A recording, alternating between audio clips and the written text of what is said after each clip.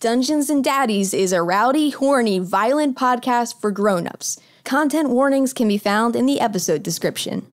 This program is about unsolved mysteries. Whenever possible, the actual family members and law-keeping constables have participated in recreating these events. What you are about to hear is not a news broadcast.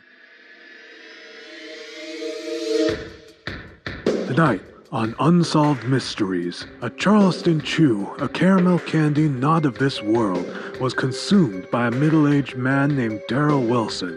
Nobody saw him eat it, and yet the foul horror that came out of him has devastated the minds of all who have witnessed it.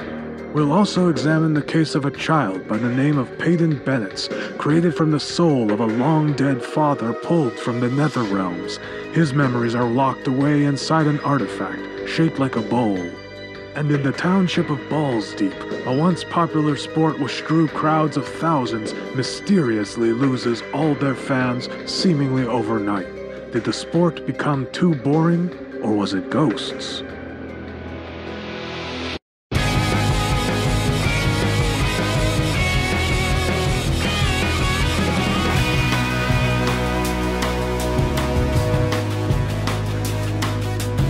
Welcome to Dungeons and Daddies, not a BDSM podcast. More of a loose D&D podcast, if I'm being honest, about four dads from our world flung into the Forgotten Realms in the quest to rescue their lost sons. My name is Freddie Wong. I play Glenn Close, the rock and roll bard dad of the group. This week's Glenn Fact. We've been seeing a lot of fan art about Glenn's body recently, and I want to talk about Glenn's tattoos. Oh, mine's a tattoo fact. Oh, okay. Well, that's actually synergy. That's good. Yeah. All right. Synergy, man. Yeah, all right, cool. Glenn has one tattoo. It's on the tramp stamp spot. Oh, what is it? I'll let you, dear readers, decide with your fan art. Yeah, we're not saying what it is. What cowardice is this? That's not a fact. That's a hole where a fact should be. Yeah. That's synergy. That's a big sin. I want people to fill it in. What? No, it's a tramp stamp that says like sin. A Christmas ivy. It says sin. Yeah. It's a sin and it's Christmas ivy. Yes, I was about to say it's sin, but in like that Noel font. Like, I thought you were going to say it was like mistletoe. Like, you got to kiss my butt. Ooh. Which means that every like time you've been mooning the Omega dads, you're like... Who says it's his only tattoo, Anthony? That's true. He just did. Me. Oh, did he? That's true. Well, this shows you how much I listen That's part to of my Freddie. dad fact. You guys know that I would get a tattoo of like anything, right? We've established this before that like I have so little regard for like my humanity and my personhood and my body that I like probably would get anything tattooed on me. Poop emoji. Guy, we do a video game high school logo. Oh my God. All right. Hello, my name is Matt Arnold. I play Darryl Wilson, a stay-at-home coach dad who turns into a barbarian when he enters the Forgotten Realms. Darryl absolutely loves fireworks. Oh my God, fireworks. Fireworks. There we go. His favorite, loves bootleg fireworks, love getting fireworks anywhere he can. The kids come to Darryl's house on 4th of July because they know he's willing to sneak out at 9 o'clock at night. Is Darryl the fucking guy who has been setting off fireworks every 20 minutes? Glenn 100% is the guy, though. Glenn in his van is 100% Glenn's the guy who the does guy. it at like July 1st on random times of the day just because. Darryl's the guy who's been prepping for 3 weeks to make his own fireworks show that's going to be better. One of the things he loves to do is, I don't know what they're exactly called, but they're like these like balls that go flying out and he can put them in like big tubes. Yeah, flying fizz balls. Yeah. Flying fizz balls. Is that what they're called? No. Okay, well, him and his friends always called them the Big D, and he just thought it meant Big Darryl, but it's like, you know, you're holding a big phallic thing, so all the kids were running around talking about the Big D, and Darryl got in trouble with all the moms and other parents because he bought them all fireworks and making dick jokes. So Homeowners Association really clamping Darryl's down. been banned from fireworks for the last couple of years. Dang. And it really depresses him. Is he locked in a fight with the local homeowners association? Like they're like saying like, Mr. Wilson, you cannot have any more displays. Mostly the Doodlers Parents Association or whatever it's called, Boosters Club, got pretty mad at him. We needed this dad fact back when we had Odyssey Sign because then we could just do that. You've been storing all of your fireworks in the Odyssey Sign. I feel feel like, wait, is nothing but sparklers now for him. Is the Doodler's Parent Association, like, I don't know. I try not to think of what's possibly going on in the outside world while we're in the Forgotten Realms, but I feel like, maybe like somebody has sent the police after us. There's all these missing kids and stuff. It's only been like a couple hours. Yeah. Oh, Eventually, they will almost certainly send cops and assume that you all just kidnapped your own children and you're horrible, horrible dads. Damn. That is the adventure when we come back. It's that we are framed for kidnapping our own kids. And that's why you don't defund the police, guys, because who's going to go after four lost dads in the Forgotten Realms? Who's going to go after them, huh? All right, let's hear your dad Riddle fact. me that, liberals. Who's going to go save the dads if we defund the police? If you don't defund the police, the podcast will end because the police will pry us out of the Forgotten Realms. Hey, everyone. I'm Will Campos, fun liberal. I play Henry Oak, hippie druid, rockin', stockin', Birkenstock, munchin', crunchin', hippie nature. Ooh, new way of doing new it. Wave, new way, new dad, new me, new dad fact about Henry's tattoo, which is also a tramp stamp. Is tramp stamp okay to say? Probably not. All right. Like, fun fact, dad fact about Empowered woman tattoo spot. Because I'm pretty sure they're not talking about like the Charlie Chaplin type of tramp. Yeah. So. That was where it came from. Charlie Chaplin trap would just be in the Hitler space of your face. Henry's empowered woman lower back tattoo spot tattoo is of he went in to go get the peace sign done, but he wound up getting the Mercedes-Benz logo. And because the guy fucked it up and gave him the Mercedes-Benz logo. And then, but he was like, well no, it's okay. Cause it's Mercedes Oak Garcia, right? It's about you, babe. Like, and he tried to pull that. It's a little treat for her every time she pegs you. Yeah, exactly. Oh my canon, God. yes, 100%. But the real reason that Henry doesn't get it changed is because it hurt too much. So he's like, because he could very easily get that extra line added to make it a peace symbol like he wanted, but it hurt like a son of a gun. she's Mercedes and he Benz. Oh man. That was very, very good. Next level pun. Thank you. 10 out of 10. I've been sitting here thinking about like what's another version of tramp stamp that like this empowered woman would be cool with, and I think I'm just like fine with tramp stamp. Hi, I'm Beth May. I mean, you've already told us that you're literally willing to put any tattoo on your body, so. Yeah, this is good because I was having a hard time coming up with a Ron fact today. So I won't say a Ron fact. I'll say Beth fact that I would definitely at some point in my life get a tramp stamp of Tramp from Lady and the Tramp, and he would be like sexy. And he's got a sexy dragon stamp like on his lower back. Like it's like tramp stampception. Yeah. The Germans call them Arschgeweih, which means ass antlers. That's love so much that. better. That's so ass good. antlers. All right, that's Henry's great, ass antlers. because, That's like, great. That is sexually strong energy. You know that muscle thing that is called like stripper dimples? The thing above your butt? Yeah, like the thing that I've always wanted, but like It's the V never for your had. butt. Yeah, It's your butt V. But like to have just anything in that area called antlers, I would love that. That's very powerful. Let's it is do powerful. I'm Anthony Burch. I'm your daddy. I have sort of the opposite of a tramp stamp because I have a surgery scar on my front. And I was Holy looking shit. at it and I was like, oh, this is so cool. I got this big old scar. I never considered myself your a guy who kidney get a surgery. cool scar. Yeah, from my surgery. We get it. You're an amazing person, Anthony. He brought it up. I was just saying I have a scar. It could have been from anything. It could have been from fighting a bear. And I was like, oh, this is so cool. This is so hardcore. And then I looked at it a little bit more and it kind of curves upward on the sides. So it kind of looks like a left parentheses or right parentheses like put on their side. And I was like, oh, that's unfortunate. But then I looked even harder and I realized my belly button kind of looked like an eye. So it just looks like I have a smiling cyclops right above my dick because of the way that my It scar sounds works. like you have a C-section scar. It's very C-section. Very similar. Yeah. Now when I look at my my abs, I was for the briefest time felt masculine and proud, and now I'm right back to where I was. You know what that means is we need a picture of that scar, and then Freddie will Photoshop into an icon for our Discord, and that could be the winky face icon. Nice. The proximity to Pube Town is way too heavy for me to ever give a picture. Hold on. Good thing Manscaped sponsored the podcast. Nice. True. Wait. Sorry, Anthony. Just to be clear, so it's like a little smiley face curl. Yeah, it's basically It's a scar. It's a little smiley scar above my pubes. Could you please have across it, why so serious, and a little joker, like a joker thing? Anytime I'm about to have sex, I will immediately make myself not about to have sex by saying, do you want to know how I got this scar? It's all part of the plan. Every girl I sleep with, they tell a different story. They all contradict. Oh, no. Oh man, That's why I'm always smiling. Let's put a smile on that face. I got surgery on my stomach too, where I got my abs surgically removed, and so now I don't have to think about having abs anymore. That would be my surgical scar.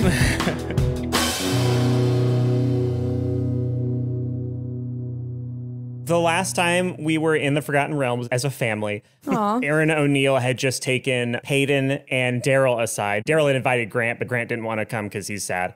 And Aaron basically laid out that the supper bowl that you had just won, which was supposedly going to be the anchor that keeps Darryl and Peyton and Grant locked in the Forgotten Realms and unable to return to our world, that it's actually fake. Darryl just said, Hayden's my dad, and Henry and Ron had classic stinger reactions. Those classics. Yeah, we were really funny. Oh, God. Darryl raises an axe and brings it down on Peyton's head.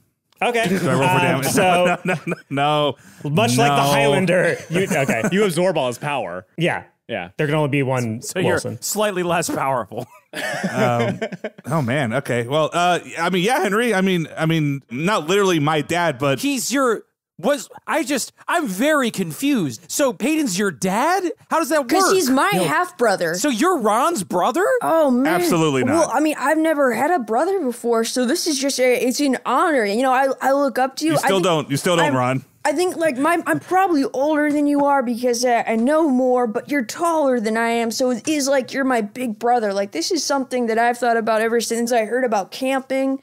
This is just, I'm so excited. I really wasn't the biggest fan of you in terms of the other dads. You're kind of like number 3 on my list, but now, I mean, you're my brother. You're not a dad anymore. You're my bro. I hold my hand up for a high five for Peyton, and as I do so, I say, that means Peyton and I got another thing in common. We both fuck your mom. Yeah. Wait, my mom? Plap, Or plap, plap, plap, plap. are you talking about my Carol or my mom? Your mom, Darryl. Your mom. Your Bob. I fucked Carol. You did it with your Bob. I feel like Darryl, never mind, bro. I'm just sharing some brotherly humor, bro. I didn't actually fuck I got that. Carol. Look, guys, we can all razz Darryl later about who dorked his mom, but feels like a weird thing to razz me on I right feel now like we've when got I a big just told you. bombshell on us. Like, okay, so I don't understand. How is Peyton your dad? So while you guys are discussing this, Grant comes over just so he can understand the way the plot works as well.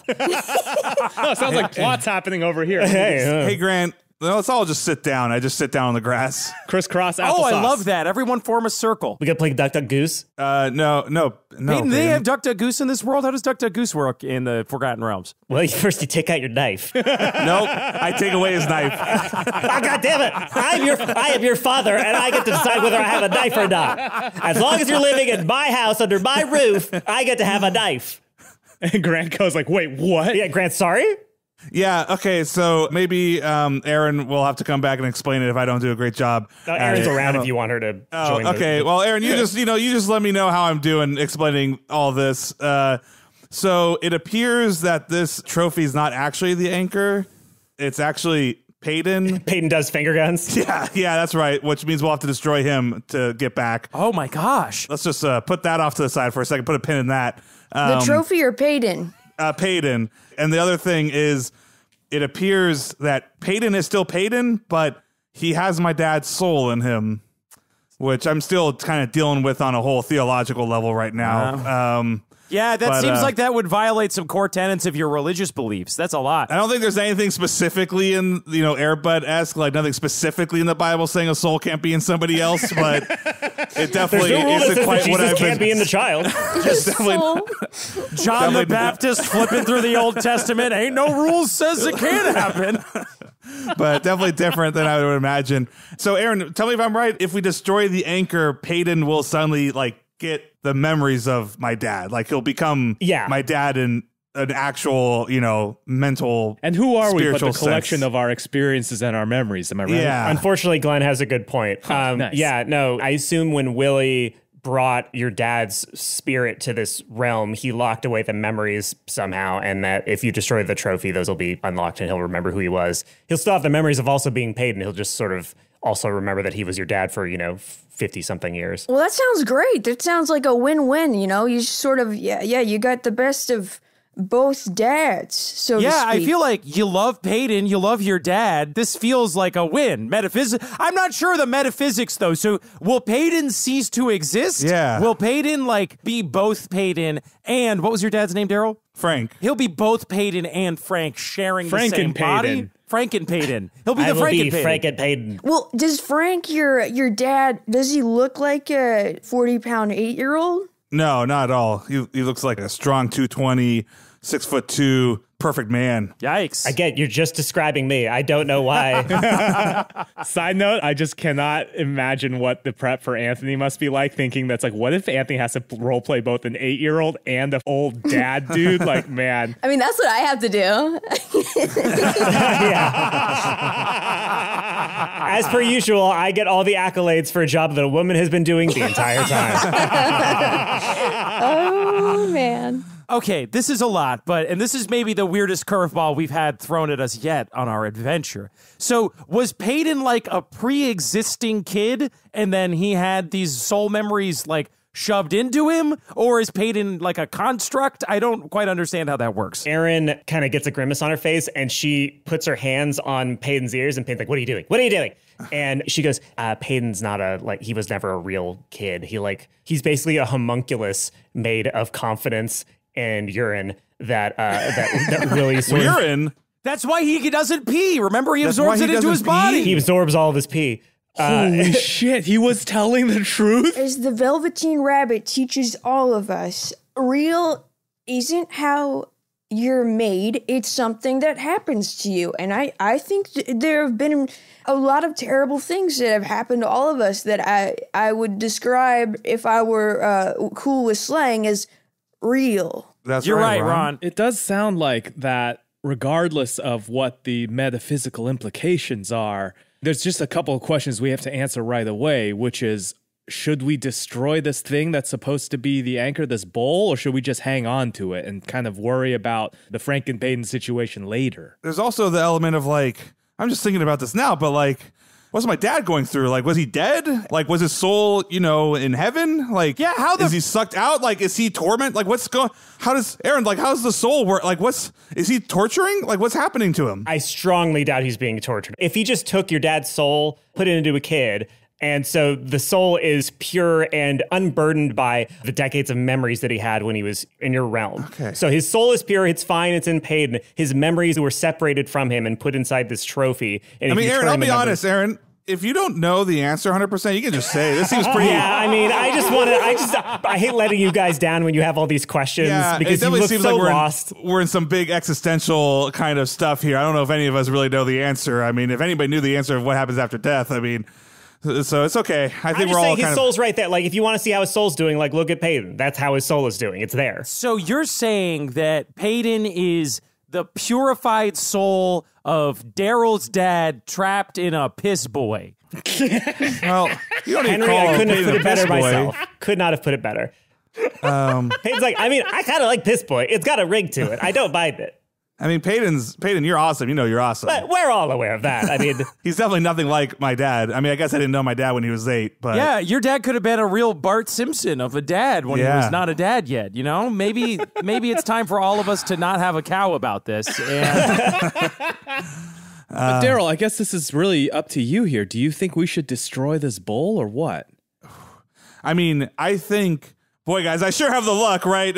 I was going to eat Grant's skin, and now, I got to kill Peyton, so, looks like we're just going to have to push that one down the hill a little bit and figure that one out. There's got to be some magic shit for that. Excuse my language, but... It does sound like we should do a little bit more sort of investigating and maybe talk to a philosopher of some kind before we make a decision. Look, this is a magic world. Maybe there's a Pinocchio loophole where we can extract your dad's soul and turn Peyton into a real boy. boy. I mean, right? Like that's gotta be Peyton's something a real you can boy. do. I was gonna say, I think in terms. Oh, what? I mean, like he's a homunculus. I mean, he's a DH.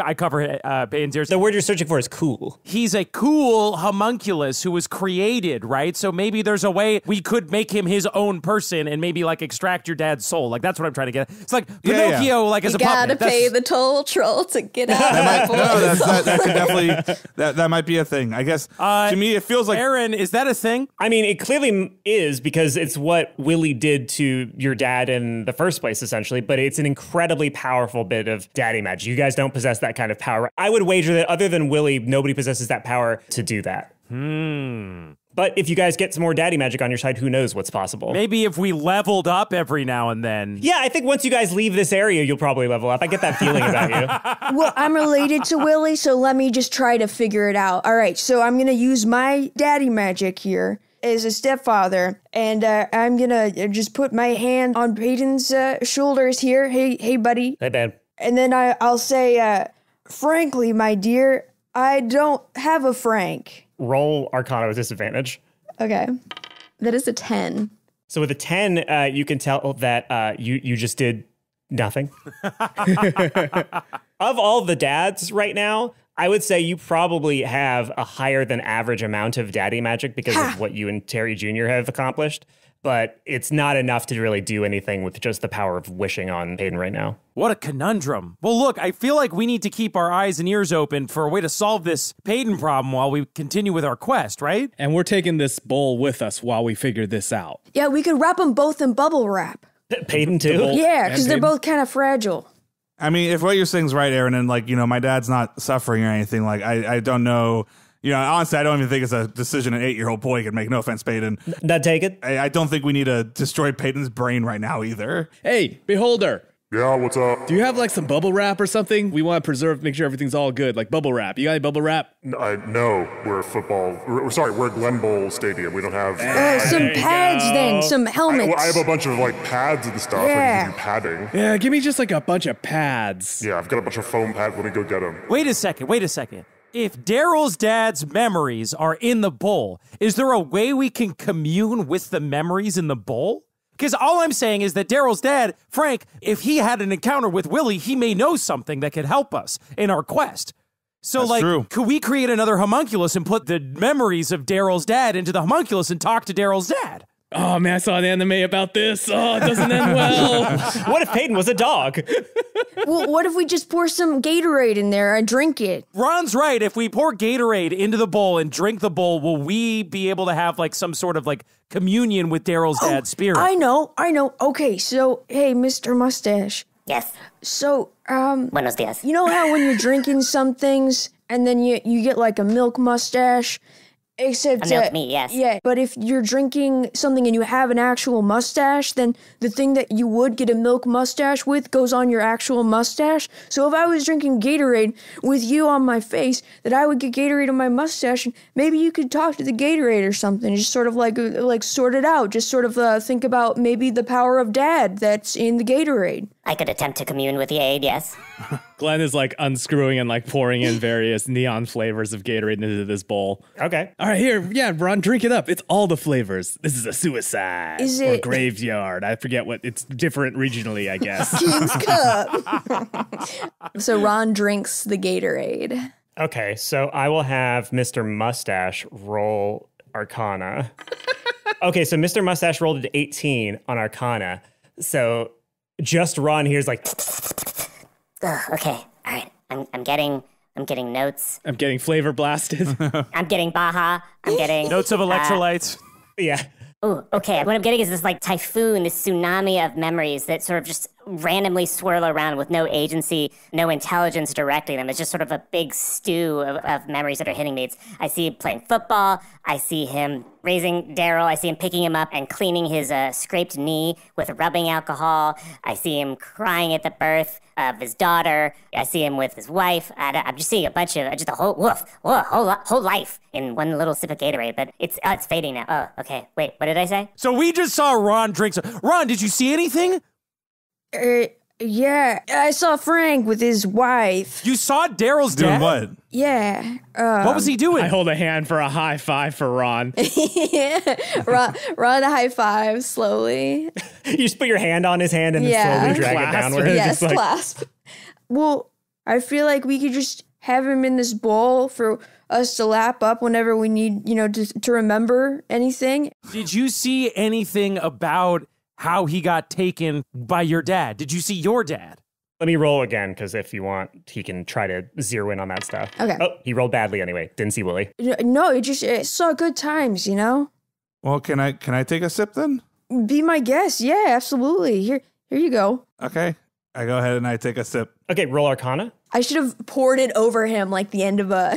I get +0. I got 7. Okay, with a 7, you smell your dad's aftershave. You get a very strong sense memory of what it was like being around him as a kid, and that certainly stirs memories up for you, but you can't place the exact memories of your dad's that are in here, but you definitely get a sense of like your dad's essence is connected to this thing. I put it down and I say, yeah, that wasn't a good idea. I shouldn't have done that. Oh, dang, man. Are you okay? Grant goes, are you okay, Dad? I mean, that's a lot. I mean, no, obviously I smell my dad's aftershave. It's been a long time. It took a while to get over it. Yeah, I don't know what to do here, gents. I got all these pads. I think we preserved this bowl with this this potion sort of like stew inside of it. That, by the way, according to Anthony, is probably the buffest potion in the history of D&D, because this single potion should give everybody every buff that he said that you get, because I canonically poured all the sports drinks into it, which are all the halftime buff things, so we're going to keep this motherfucker If you can make sure it doesn't spill. We're putting this on a fucking big gulp, and we're getting ready to fucking chug big this gulp. Can we call it the big gulp? The big gulp. Yeah. We're going to keep this before every single fight we're about to go into for the end of time, as far as I'm concerned, because this is a little gift from the DM he forgot about, so just throwing that out You there. have Frankie's secret stuff. It's Frank's secret stuff now in this. So Glenn, covers it up with like the football pads and like tapes around it, so it the liquid doesn't slosh with like athletic tape, and writes Frank's secret stuff on it. No, it's great, because that means the liquid's going to now slosh up and hit the like sweaty, like crusty pads that have been used by people before. It's going to have a little extra dad stank on it when you drink from it next. No. So then I stand up and I look at Aaron. So you say there's a chance that we can take the soul out of Payton and we can keep Payton around. Yes, there's definitely a chance, because it's what Willie did. Then that's what we're not getting rid of you, Payton, and we're gonna find a way to get my dad out of you. And you are Sorry. You may have been my dad, but you nice, Ron. I just like side eye Ron and go, you said something to say? No. Okay, just a lot of laughter for a lot of stuff going on right now. But that's cool. That's cool. I get it. We all gotta deal with this in our own way. We're going to find a way to do this. We're not killing you, Payton, and we're going to, I think you are your own person right now, and we're going to find a way to get my dad out of here and get back without taking you out. Dang. All right, thanks for the bowl. No problem, I guess. Assholes, just don't come back. Why do you call us assholes? What the hell is that about? Because you made Glen Bowl not fun to watch. Man, get out of here. We won your stupid ass games. It's not our fault that your rules suck. I don't care about your opinion, you fragile baby, big dumb baby. Get out of here. Why don't you cry about your dad? I've been eavesdropping the whole time. I behold things. Big dumb baby. Daryl just looks down. You gonna cry about it? Cry about your dead dad, you big dumb stupid baby. You back off, Mr. Beholder, sir. This person is going through a lot right now, and we don't appreciate you making fun of him for having emotions. That's called toxic masculinity, and we shall bid you good day. I'm more making fun of him for not having emotions. He's not reacting. Well, really. Then you're going to dunk on him the second he does have emotions? Maybe that's part of the vicious cycle of toxic masculinity is that, men aren't allowed to cry, and then when they do cry, we're like, don't cry. And then we're like, why do you suppress your emotions? Back off. That's my friend Darryl. Back off. I run Glen Bowl. You came here looking for positive emotions and masculinity. You came to the wrong place, This is motherfucker. why I never watch post-game shows. It's just like, I'm like, what? Well, yeah, I felt a certain way when I did the thing, and we're like, yeah, we saw you do the thing. I want to have like a little like live, laugh, love poster that we sell now that just says, I bid thee toxic masculinity good day. So Payton starts climbing up your body like it's a jungle gym, Darryl, and he goes, Darryl. That's a line I'm going to use on somebody if quarantine goes on any longer. Oh, what's up, Payton? He says, Darryl, come into my office. What's up? Are you sure about because look, I don't want to die, obviously. I can't die, probably. I'm sure it's like one of those natural laws. Sun sets, sun rises, Peyton don't die, all that stuff. But she said that he took a soul out, right? And then he put the soul in me. Yeah. And then put the memory somewhere else. And you shake it all about. You do the hokey pokey and you turn into an 8-year-old.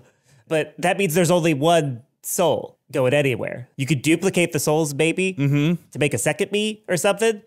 But it's either me or your dad. I don't know. I'm just I'm a little freaking out. I'm freaking out a little bit. Yeah. And I don't want you to make any decisions on my, because look, I love you guys. I'm just saying, I love you guys. You guys are like my group dad. You guys weren't supposed to be eavesdropping, but that's fine. Glenn wasn't eavesdropping. Glenn was just looking at his bowl of Frank's secret stuff and poking at it. Look, man, I think what I'm trying to do right now is not make a rash decision. I'll be honest, like the idea of like the little bit of memories I just had was a lot. Like it'd be great to talk to my dad and, I mean, you're an amazing kid. And if you happen to be my big man, like, and at some point that'll be awesome too. But like you said, I'm a big man no matter what. Well, you are. You're a big guy. You're the big kid. I know what's up. Boy. Yeah. If you feel like you want to just like dive in there and take these memories, then that's one thing. But otherwise, we don't have to make that decision right now. It sounds like you might be a little freaked out too. I'm a little freaked out. Yeah. I'm not in a place where I'm super sure if I want it or not. But yeah. Then I feel like you guys know best. You're my dads essentially. So whatever you decide is best, even if it makes me your dad, man, this is weird. Yeah, it is, right? Dads on dads, man. Hey, it's okay to not be sure about what you want to do right now. I think we got 3 other anchors we got to find. We got plenty to do. And, I think we got a lot to learn still. And whatever happens, I'll be there for you and we'll figure this thing out. But this does mean that Peyton gets included in all... Peyton didn't want you to hear what he was talking about. It's too late now. I heard it, though. All right. Okay. All right, everybody, jump in. I'm not going to jump in. I'm going to talk from over here. Just listening to you, bro, and then you, my dad, bro.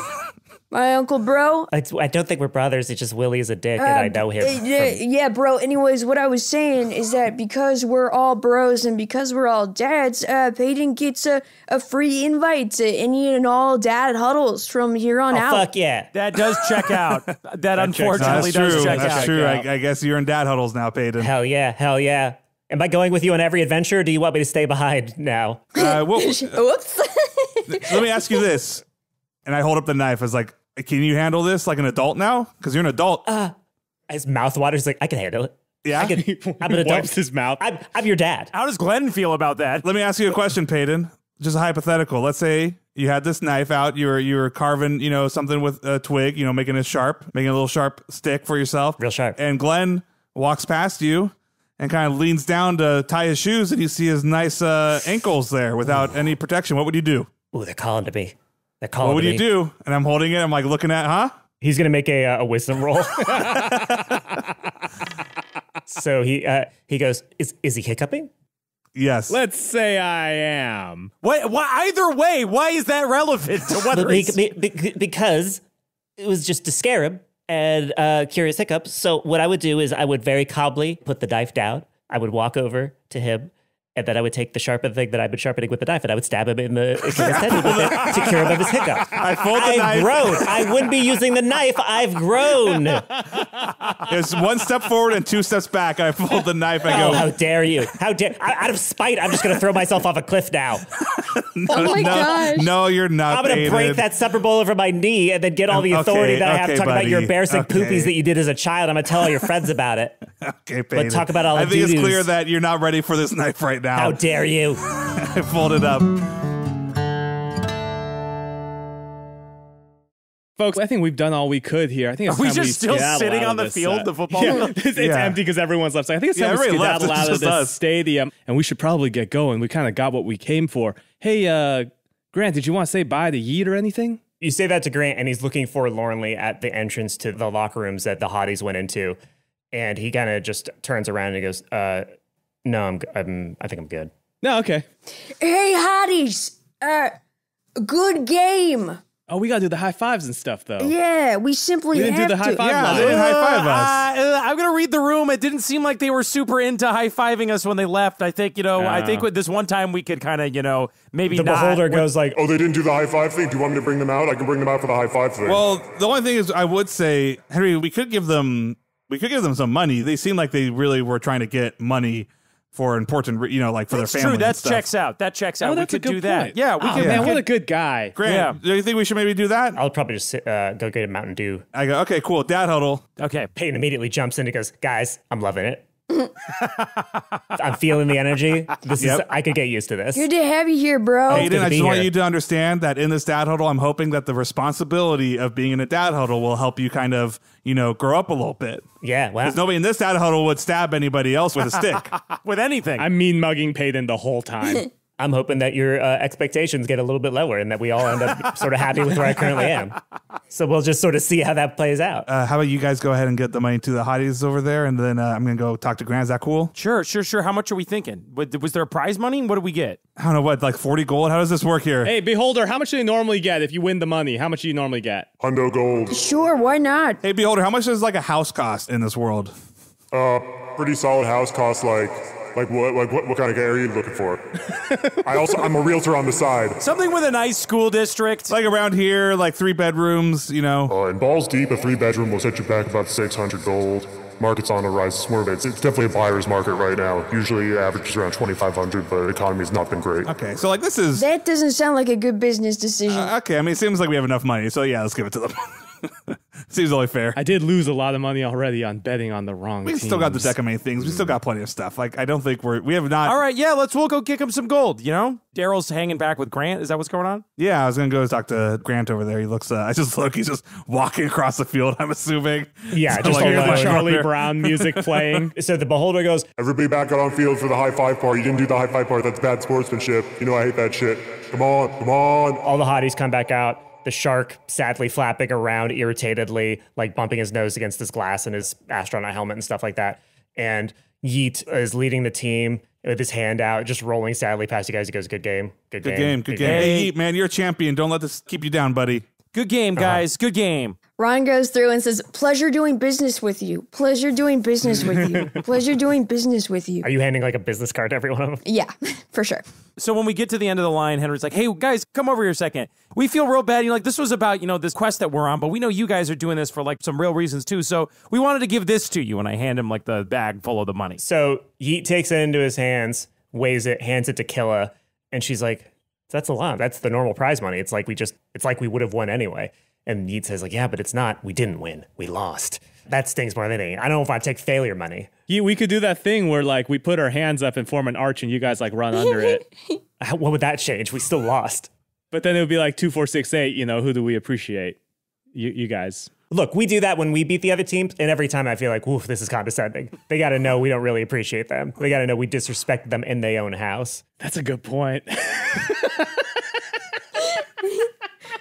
I was always so disingenuous as a kid. I totally forgot that was a thing. Man, I'm stung by that. Like literally, I survived without remembering that for years and years. I remember one year my soccer team was so bad that we won like in the entire league best sportsmanship, which I'm like, this is a way of saying that we were the most gracious losers. Losers like, all we the time. all knew it. We all knew it. We were at the pizza party being like, this sucks, right?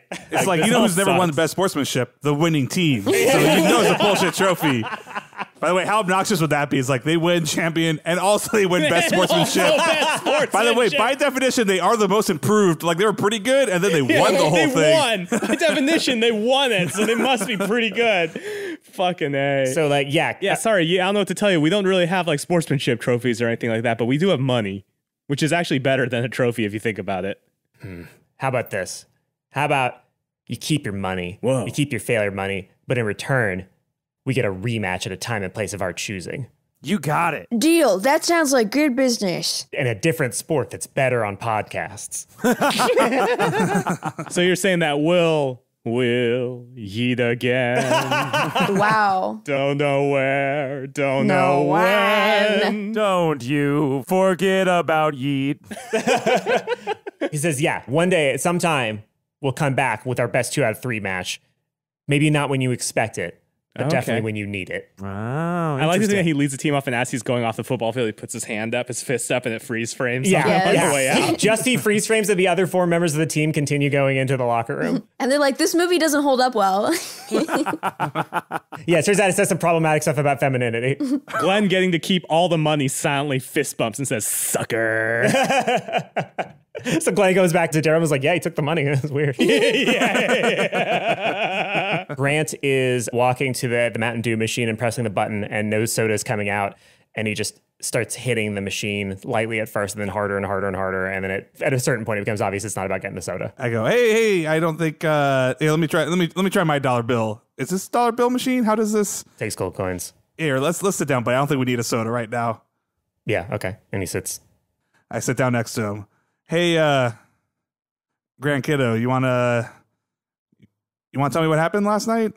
Yeah, I hung out with Yeet, and yeah, no, it just didn't. It wasn't. He's not for me. I'm good. We're fine. I'm sorry, kid.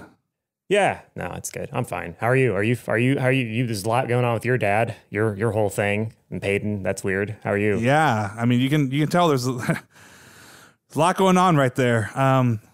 Look, I mean, we can, I'll tell you what you want if you want to hear something from me. But I'm here for you, and I want to, it's been wild, and there's been a lot going on, and I'll just say that personally, I feel like I've seen a change since that fortnight where you went into the, I don't know what they call it, but that big bird thing was pretty wild. Chimera. Yeah. And, I only thought of that because, I went hunting with my dad and I shot an animal, and I know that was, it was a little tough. It was mostly just, kind of really the first experience I had with death. But yeah, you haven't been the same since then. It's been tough that we haven't had the time to talk, and, we got the time right now. So I just want to know what's going on with you. So, You said, actually, roll perception. 15. So with a 15, you notice that when you said, it was a little hard, and you play off the hunting incident, he kind of looks away with an air of irritation. And he goes, no, it was a little hard. It was well, hey, kid, look, when I was saying I wasn't trying to compare, my point was I was trying to say that I think if I went through what you did, I don't know how I would have been. I would have wanted to talk to my dad about it, because my dad was there for me when I shot, my first animal, and maybe it's just all things considered, it was a learning experience for me, and I can't quite remember exactly what it was like back then, but it was hard, but I think it was a little hard because I got to talk to my dad about it. So I want you to know that you can talk to me, and I want to hear what happened. So his irritation turns into something kind of like, he just like kind of scowls and like closes his eyes and just rubbing his forehead. He's like, what does hard look like to you even? What does that mean? I saw you vomit and shit. I saw you learn that your dad is all that. And like, it just doesn't, it seems like water off of I don't know. I don't even know what I'm saying. A duck. Thanks, Glenn. Back of a duck. That's what, okay. All right. Sorry. Just counting money. No, it's good. It's good. Glenn comes back over to the bush where Ron and Henry are hiding. He's like, how's it going? Did he buy the duck thing? Look, I mean, what's hard for me? I mean, this is hard, but you don't have to judge what you're feeling based off of how I'm feeling. When you grow older, things are a little different, and I might feel things a little less than I used to because of just things that have happened in my life, and I don't think just because you see me act a certain way doesn't mean that that's the correct way to act. And this has definitely been hard, and it's and I wish if there's people around, or if your mom was here, I would talk to her. But I'm honestly just trying to get through all this and get us back home safe. So I don't want you to be looking at me to think like that's the way. Don't worry about how I'm feeling in terms of knowing how you're feeling. That's why I'm here to talk to you about it. Roll persuasion. That's a 5. Oh, okay. By the way, Glenn off in the distance is noodling around on the guitar and is like singing Cat in the Cradle, and hopefully is giving our good friend Darryl here a little bardic inspiration from afar. Bardic inspiration, what, D4? 1 D8 that he can choose to add. Oh, D8. All right, so I rolled a 6, so that would still only be an 11. It's like in Little Mermaid when they sing to her while they sing to the prince. It's like, sha-la-la-la-la-la. Yes. Don't stop now. You gotta tell your feels. Got to love your son. Wow, wow. There's some real bard moves there. You know what I'm saying? Sebastian was the bard trying to give bardic inspiration in Little Mermaid. Grant just goes, I get it.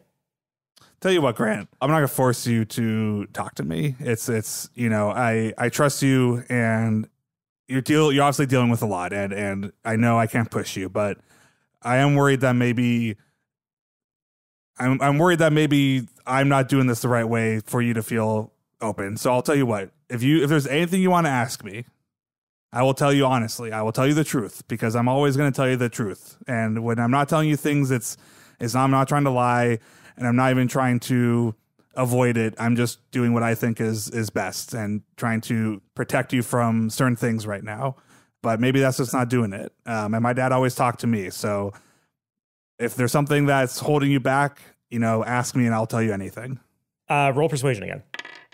That one is 17. So with 17, he scratches his cheek and he cocks his head and he says, "Okay. So when I was talking to Yeet the other night, he said something that I wanted to ask you about. He said that he was feeling like he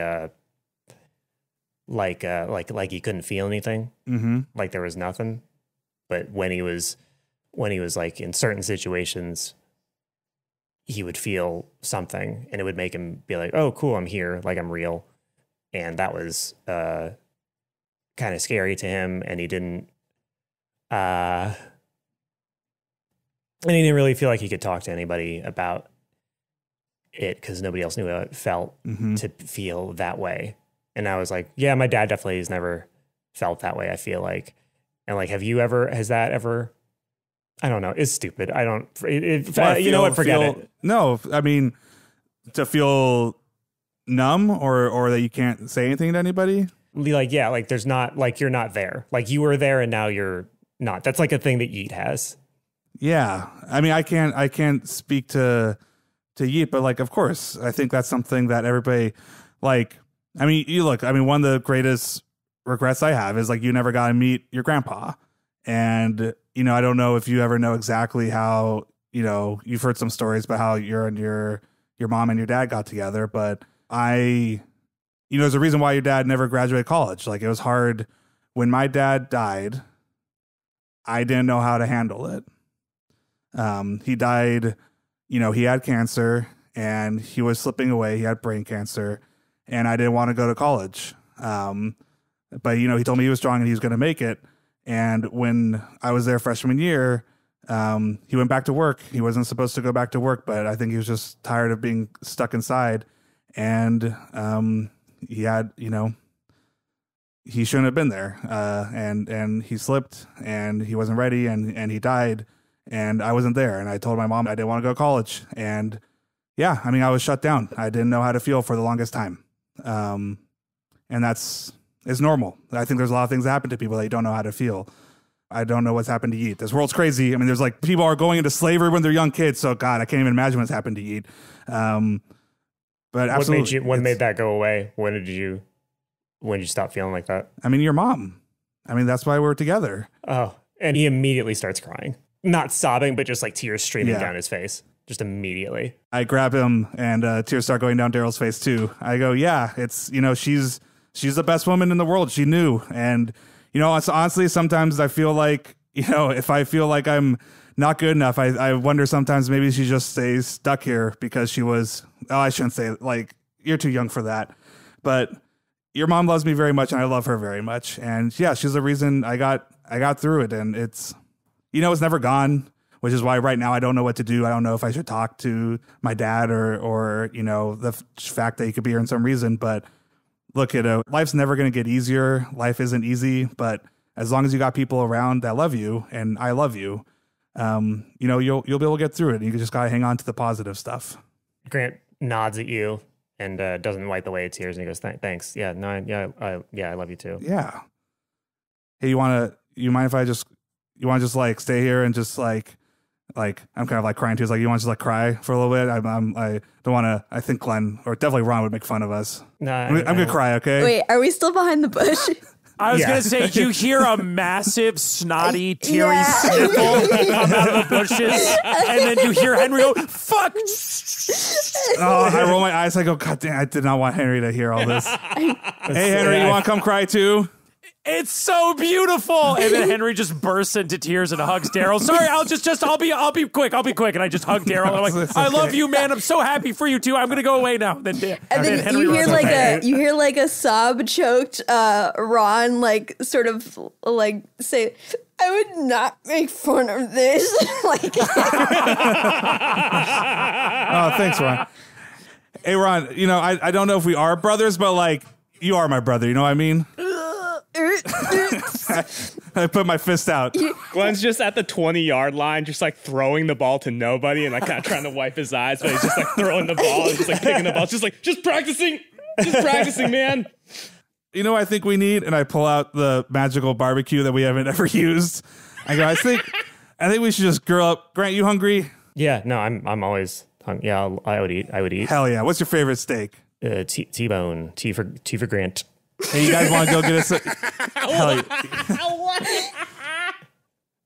You guys want to go get us some steaks and we'll cook these up? Sure. No, I mean everybody else. I was gonna say, hey guys, can you just all run off and get food real quick? I'm just gonna say a quick thing to Grant. Yeah, for sure. Okay, come on, guys, let's go get some. You guys take all the time in the world, bro. We'll go throw some gold at some of the people tailgating. Hopefully, they're not too pissed at us for making their sports, which sucks. All right, yeah, but we're gonna go find like a local farmer's market or something and get some nice grass-fed beef, so I feel a little less bad about it, and we'll get some organic veggies. Yeah, maybe you guys could finally try couscous. Maybe they have couscous here, and I've been dying for you guys to try couscous. Let's go. We could do asparagus, right, Henry? Oh, yeah. And then our pea will smell great. Girls. Hey, Henry, I was meaning to ask you, what's the deal with asparagus? The big ones are bad, but the small ones are good. It's all about how you roast them, Glenn. You got to get a little olive oil on there, a little salt, a little pepper. There's this great website called Bon Appetit, and I'm pretty sure nothing bad has happened there since we've been in the Forgotten Realms.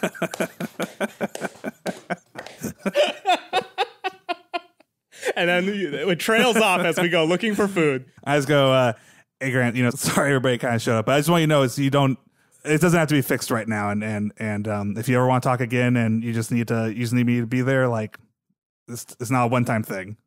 Okay. Okay. Hey, I love you. Well, I love you too. I appreciate it. All right. Let's go. I don't want to eat nothing but couscous, so let's kind of get over there. And I don't want to eat couscous. Yeah, we got some red meat, so let's do this thing. Yeah, so I walk off and I follow them. I put my arm around his shoulder too. His shoulders tense up, but he doesn't. Oh, you too old for your big man? Too old for your big man? Don't do I try to hold his hand. Oh, do you want to hold my hand? I don't want to hold your hand. That's even worse. All right, piggyback right. Don't even tell him. I grab him and I throw him up on my shoulder. No. Eagle, come on, put the eagle. I start sprinting with him. No, and the second you start sprinting with him, Yeet Bigley comes back out of the locker rooms. No. And he goes, Dad, no, put me down. Dad, no, Dad. I can't put down a champion. I start spinning. Oh, no.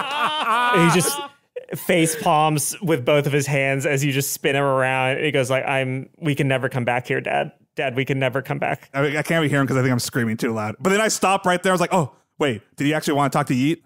No, I didn't want him to see. Oh, do you want me to go back or should I keep going this way? Just keep going and do not look back. Okay, I start running after everybody again.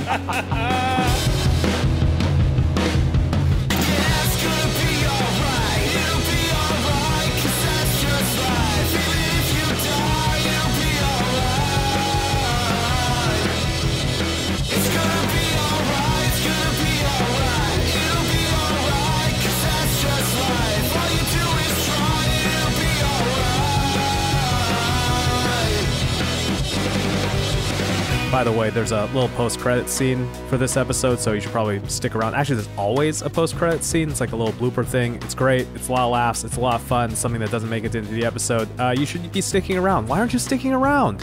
You can't hear me talk about how this show is Matt Arnold as Darryl Wilson, Anthony Burch as our DM, Will Campos as Henry Oak, Beth May as Ron Stampler, and myself, Freddie Wong as Glenn Close. The theme song and outro is All Right by Maxton Waller.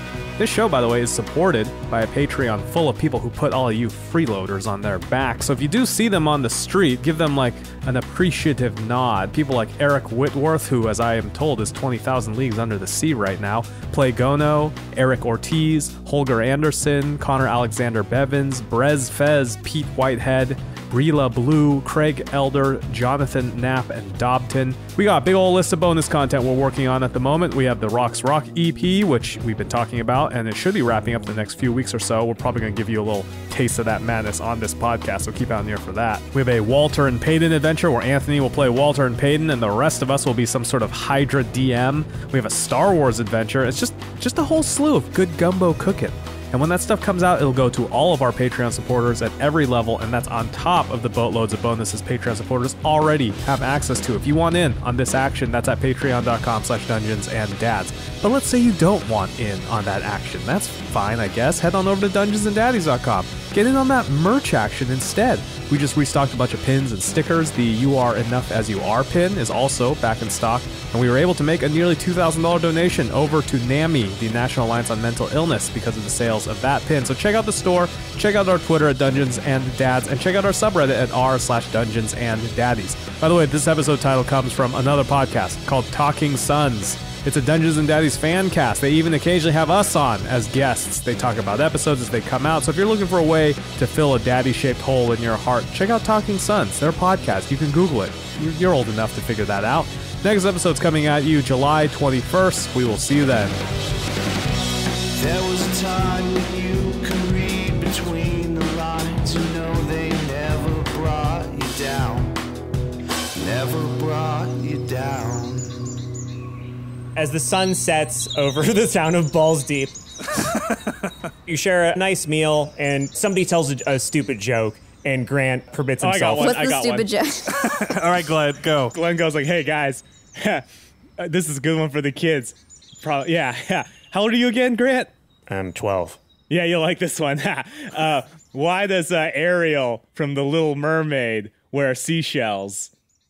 I don't know. It's because B shells are too small and D shells are too big. Glenn! Glenn! Get it? Yeah, no, I get it. Sorry, do you get it? Grant just grimaces like, ew, that's gross. But even that, Darryl can notice is more emotion something positive that he's expressed. At least it's something. There's clearly another joke that somebody else told that wasn't that bad that he laughed at, is what you're saying. Yeah, maybe. Good joke. What do you mean? It's because it's like a joke. It's a classic joke, man. It's a good joke. I don't think that bee shells are too small. No, he's saying for... Yeah, mansplain the titty joke to Beth.